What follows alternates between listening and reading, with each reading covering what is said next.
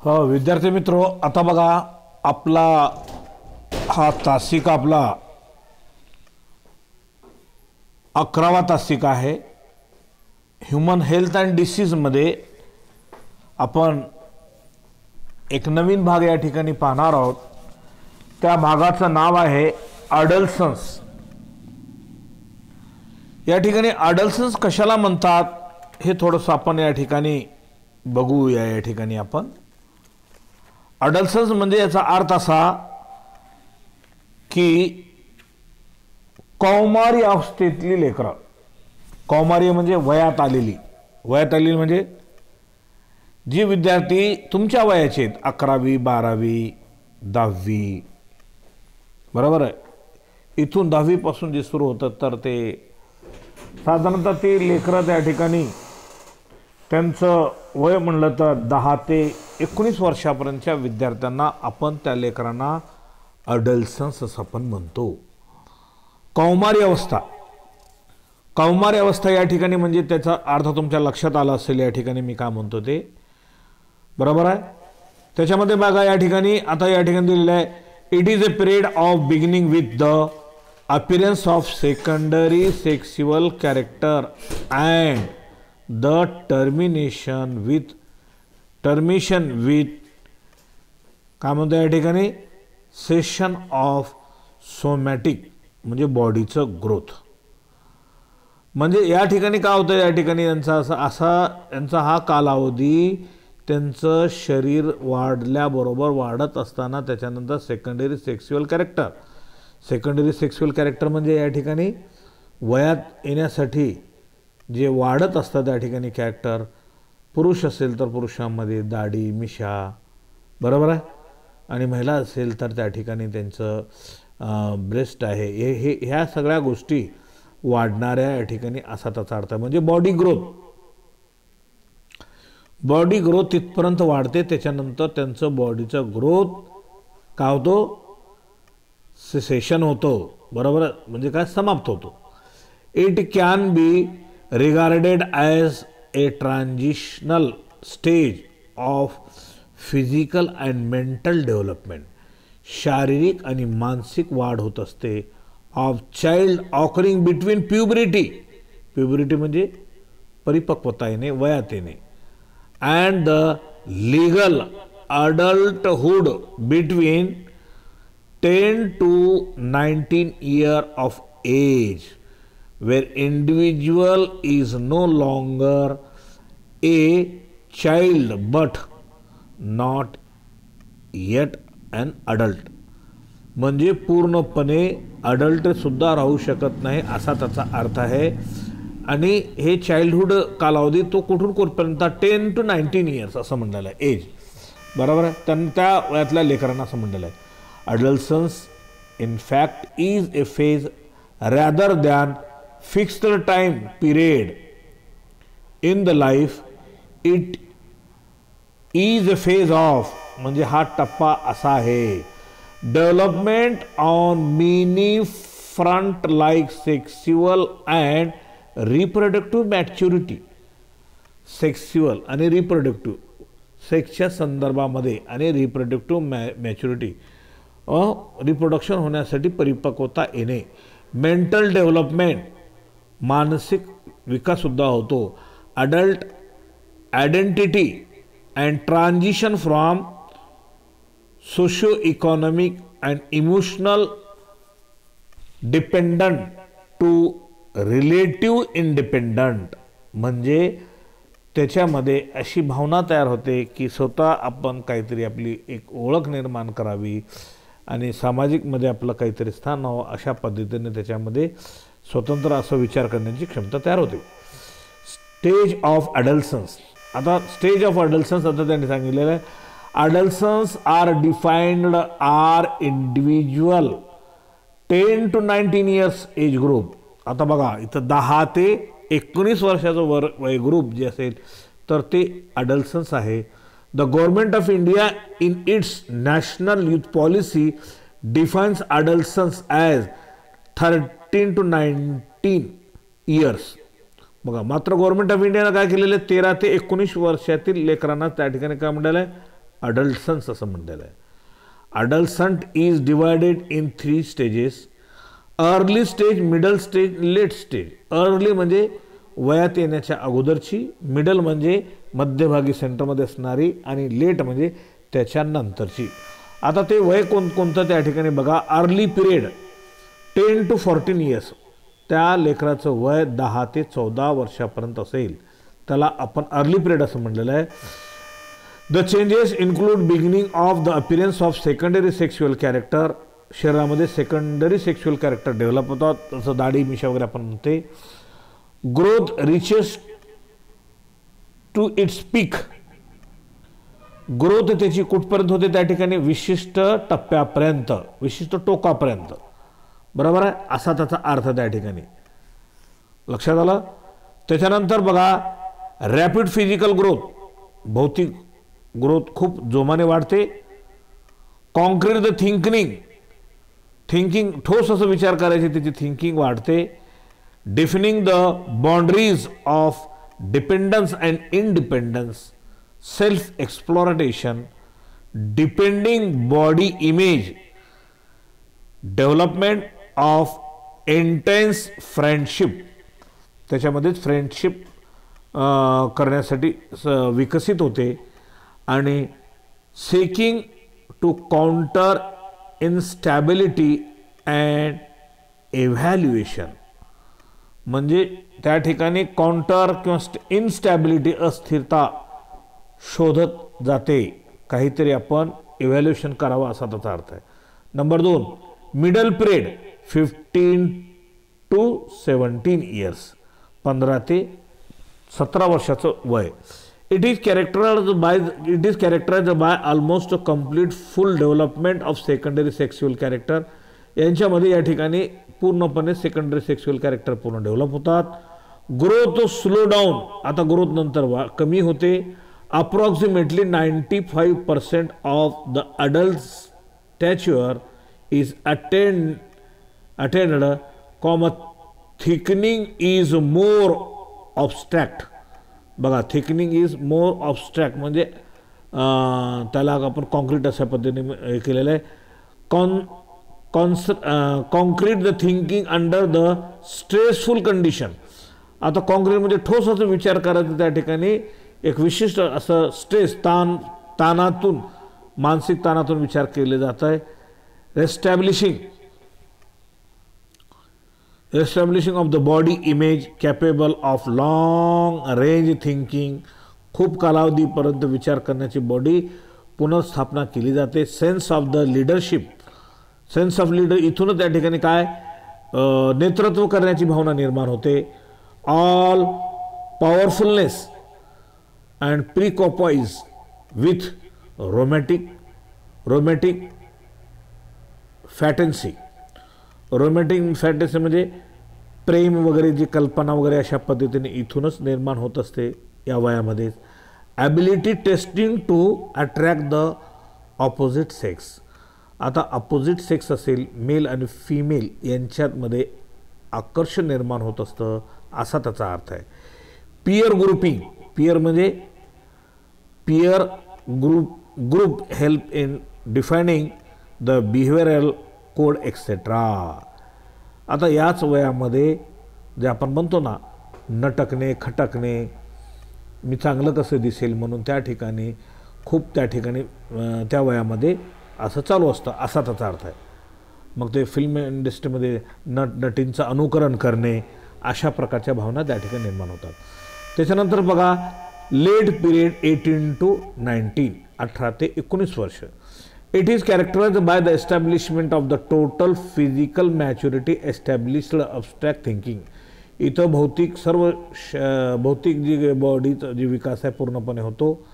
मग त्या ठिकाणी इंटेलेक्च्युअल अँड फंक्शनल आयडेंटिटी म्हणजे बौद्धिक आणि त्याच्यानंतर functional identity peer group recede in favor of individual relationship, stable relationship and change from childhood to adulthood relationship. आता लहान अवस्थेमधून मोठ्यामध्ये त्या ठिकाणी रूपांतरित होण्यासाठी त्या ठिकाणी त्याची प्रक्रिया सुरू होते असा त्या ठिकाणी त्याचा अर्थ आला त्या ठिकाणी. त्याच्यानंतर आता बघा फिजिकल चेंजेस अडल्सन्स. आता फिजिकल चेंजेस अडल्सन्स यामध्ये भौतिक अशा प्रकारचे काय काय बदल होतात नंबर त्याच्यामध्ये दिलेले या ठिकाणी. आता बघा हे बघा फिजिकल चेंजेस इन अडल्सन्स. आता ग्रोथ स्प्रूट. आता ग्रोथ स्प्रूट म्हणजे वाढ हे उत्तेजित होत असते. स्प्रूट म्हणजे उत्तेजित होणे. Growth spurt occur in both boys and girl. मुला आणि मुलीमध्ये वय म्हणजे शरीराची वाढ होत असते. In boys muscle develop. पुरुषामध्ये मसल डेव्हलप होतात. Skin become oily. त्वचा हे ऑइली होते. Broadening of shoulders. Cracking voice. Broadening म्हणजे शोल्डर हे जे बाहू जे आपण म्हणतो ना हे ब्रॉड होतं स्त्रियापेक्षा पुरुषांचे मोठे असतात असा त्याचा अर्थ आहे. आणि क्रॅकिंग व्हॉइस आवाज हे मोठा कर्कश होतो. Development of under arm. Under arm म्हणजे आपलं याला काय म्हणू काखेपासून मनगटापर्यंत असा त्याचा अर्थ आहे. अंडर आर्म याला म्हणतात.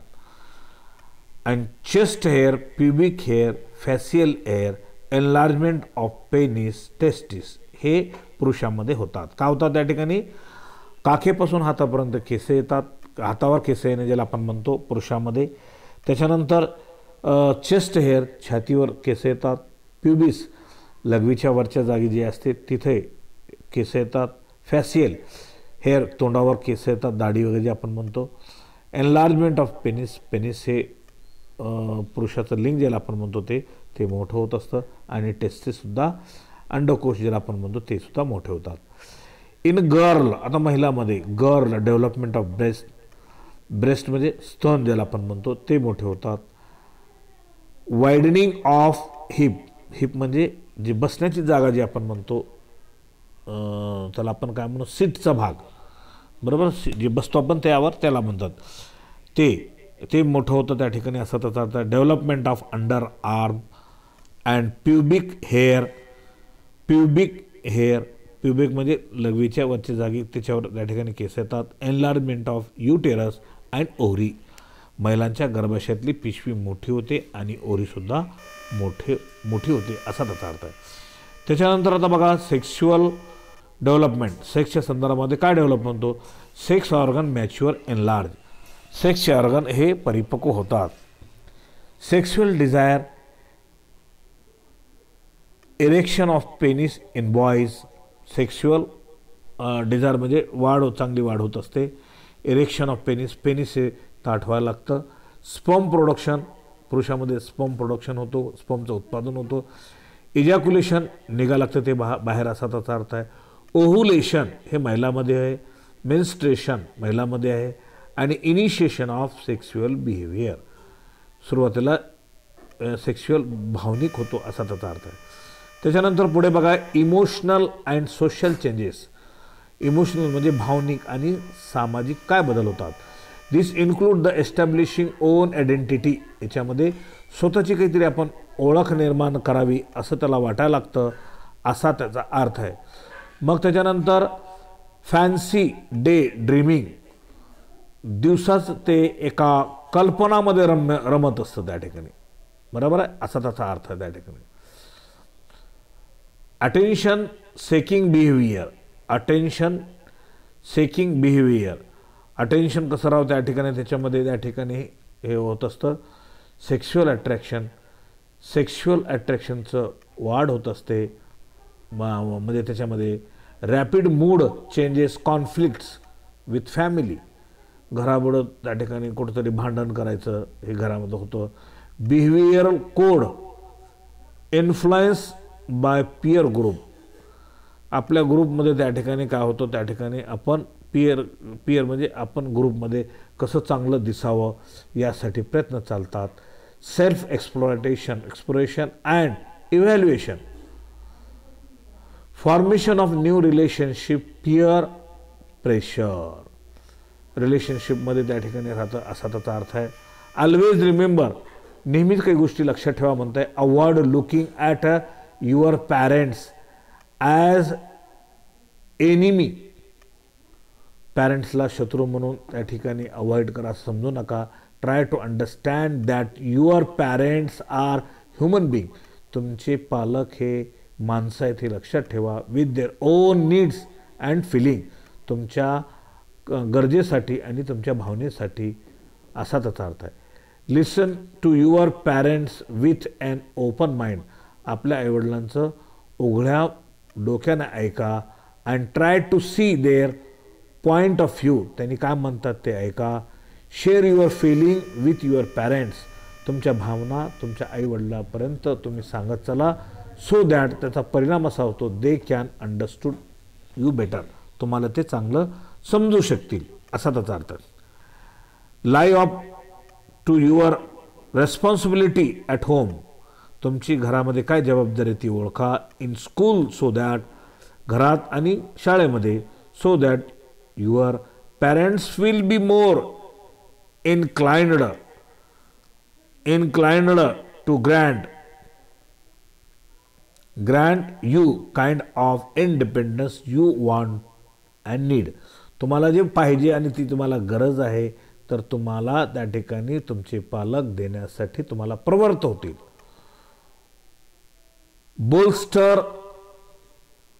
बोस्टर म्हणजे आधार घेणे. Bolster your criticism of family. आता तुमच्या फॅमिलीमध्ये गुणदोष काय, तर ते फॅमिलीमध्ये school and government with suggestion for practical improvements. त्याच्यामध्ये त्या ठिकाणी विचार करा. Be as cautious and considerate to your own parents as you would be to parent of your friend. तुमचे पालक एक मित्रच असल्यासारखे तुम्ही तिथे वागा, असा त्याचा अर्थ त्या ठिकाणी. बरोबर आहे. त्याच्यानंतर आता बघा मेंटल हेल्थ अँड अडल्सन्स. बघा मानसिक आरोग्य आणि अडल्सन्स, वयात आलेलं त्यांचं काय म्हणते त्या ठिकाणी ते बघा. मग ह्याच्यामध्ये या ठिकाणी काय म्हणताय. Many of the emotional and social changes have implication on mental health. बरोबर आहे. इमोशनल आणि सोशल जे काही तुमच्यामध्ये काही परिणाम होत असतो मेंटल हेल्थमध्ये, मानसिक आरोग्यामध्ये होणारा परिणाम, ते इमोशनल अँड सोशल बदल होत असतो. Most of the mental health issue, मानसिक जे आरोग्य त्यांचं इश्यू तयार झालेलं आहे, दॅट पीपल कन्फ्रंट म्हणजे सामना करतात. कशाचा. As adults begin to appear in adolescence. The mental health implication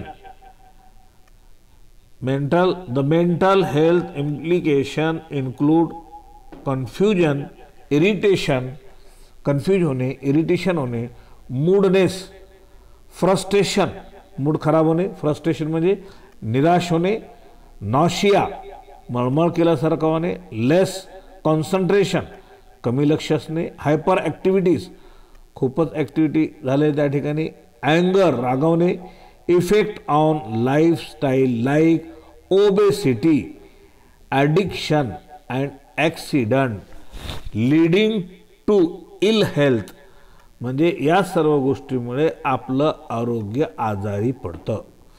mental illness, मानसिक आजार असा त्याचा अर्थ आहे. In fact is in term of different form of depression like insomnia and loss of energy.